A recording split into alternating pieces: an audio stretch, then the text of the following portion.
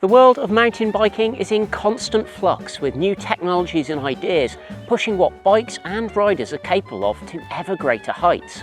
However, it's easy to forget how far the modern mountain bike has come. Well, unless you take a look at what we were riding all the way back in 1995. So how does a bike like this compare to a modern mountain bike?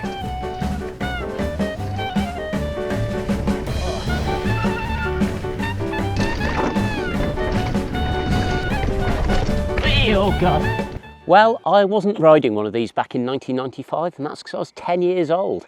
And I reckon a good proportion of you watching might not have even been born then.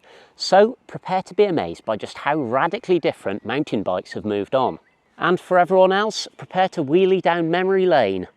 Okay, so this is a MERIDA Dakar 675, and it's a, well, trail, cross-country, downhill, well, basically it's a mountain bike. Back then, the sport hadn't fragmented into as many different disciplines as it has today. So whether you were racing cross-country or doing downhill, riding trials or dirt jumps, you'd have probably done it all on the same bike. Something like this would have been your do-anything quiver killer of a bike, and that's because no one had got round to inventing the quiver yet. In 1995, suspension forks had only been around a few years and was still really expensive, cutting-edge technology. Full suspension, well, that was still at the absolute bleeding edge of the sport. So for most people, a rigid fork was what you rode. On this bike, it was made of steel, as was the rest of the frame. It's actually a high grade of Japanese Tange 4130 chromoly steel, so it's comparable to what modern high quality steel frames are made from. MERIDA has always been an innovator in frame building technology, so even back then it was TIG welded together rather than brazed, which is a much stronger and lighter method of joining the tubes. Of course, back then tubes meant just that. There are no fancy hydroformed shapes to be found here, just round tubes gently bent into shape. It's worth pointing out here that MERIDA did actually use other materials even back then. For a start, there's a full suspension bike called the Dominator with a TIG welded aluminium frame. It was pretty trick and cutting edge too, with a whopping 63mm of travel at both ends, hydraulic rim brakes and 24 gears. Fancy. Of course, if lightweight was more your thing, MERIDA was actually making carbon fibre mountain bikes back then too. The Duracarbon lineup used carbon tubes bonded into alloy lugs. Pretty cutting-edge technology 2.5 decades ago. Of course, you'd have needed very deep pockets for either of those options, so the accessible choice would have been something like this Dakar, which, of course, brings me nicely onto what you could call its modern-day equivalent. This BIG.TRAIL 600 is designed to be an all-around trail hardtail, able to tackle pretty much everything you can throw at it. It's a good match for a number of reasons.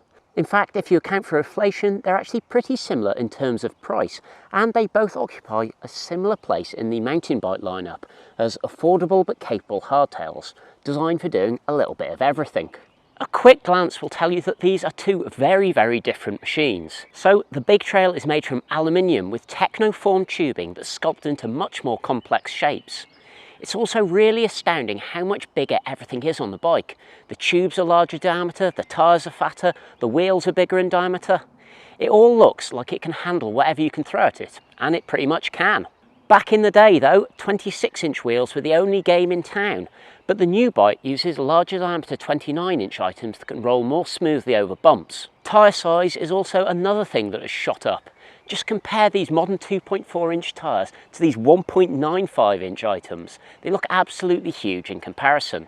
Back in '95, tubeless technology was also a few years off, so any ride back then generally involved a number of inner tubes being used, plus a fair few glue-on patches too, something not really helped by the thin and fragile casings most tyres had. Still, the lack of traction from the tyres was matched by the lack of reliable braking power. These things are cantilever rim brakes, and while they'd be replaced by the more powerful V-brakes, they share exactly the same issues as every rim brake.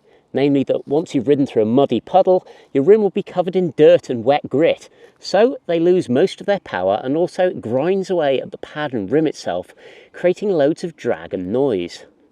In really muddy conditions, they'd also start to clog up, sometimes getting to the point where they'd stop the wheel from moving entirely. For me, the move to disc brakes was a complete revolution. It really is easy to forget how much we can take reliable, consistent, all-weather stopping power on mountain bikes for granted these days. I mean, these Shimano disc brakes work year round, the pads last ages rather than a single ride, and you also never run the risk of your rim actually exploding if it gets worn too thin.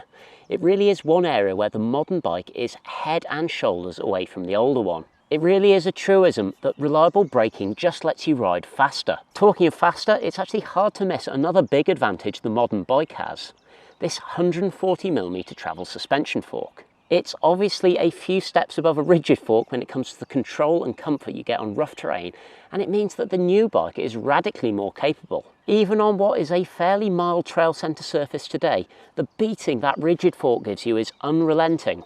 The suspension also keeps the front tyre in contact with the ground, creating a virtuous circle of grip thanks to the fatter tyres that allow you to rip turns on rough ground or use the better brakes even harder. It really doesn't take much for the old bike to get pretty scary on places where the new bike is hardly getting going at all. That brings us neatly on to bike geometry. The Big Trail is a pretty progressive trail hardtail, and it's got a nice low standover height for plenty of clearance, a steep seat angle to aim its gliding performance, and a relaxed head angle that's stable on the descents. Now, these two are very different shapes. So this Dakar is a 17.5-inch frame, which compares roughly to a modern medium.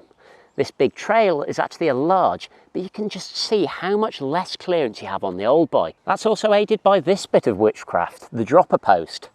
Back in the day, you'd have to manually drop your saddle if you were going to hit a descent, or you'd risk getting hit at the behind by the saddle and thrown off the front. In fact, exiting stage front feels like a pretty constant danger on anything with a bit of gradient on this old bike, and that's due to the shorter wheelbase combined with a much steeper head angle and long stem. Now, the old bike has a 71-degree head angle compared to 65.5 degrees on the new bike, and a stem that is literally twice as long as the new bike at 100mm. That really is one of the things that's hardest to get your head around riding the older bike.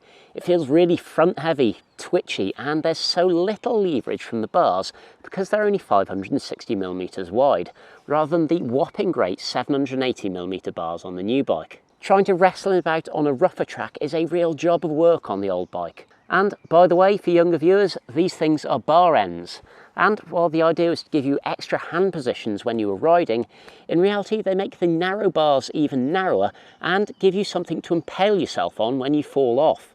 That said, there is one area where the old bike has the new one absolutely beaten hands down, and that's how many gears it's got. This bike has got a whole 21 ratios compared to a paltry 12 on the new bike, which makes it almost twice as good, right? Well, those 21 gears are achieved by using 3 chainrings up front and just 7 sprockets out back. And that means having another shifter on the bar, so it's just as well it doesn't have a dropper post. It also means you need to do an awful lot of chopping and changing to get in the right gear, plus some of the ratios are actually duplicate. On the modern bike, if you have a climb coming up, you just use your thumb to drop a load of gears, easy peasy. On this bike, you need to actually shift the front and the rear at the same time, and you better hope that you don't drop the chain while you're doing it, which is pretty much a constant danger. Even when you do shift without issues, every change in gradient requires a whole load of grinding gears, plus calculating whether you need to change the front ring as well as at the back, and of course you need to do that in advance because changing the front rings under load is a definite no-go area. That really is the thing it comes down to. It's just amazing how much easier to ride the new bike is. Riding this bike requires an awful lot of thought all the time.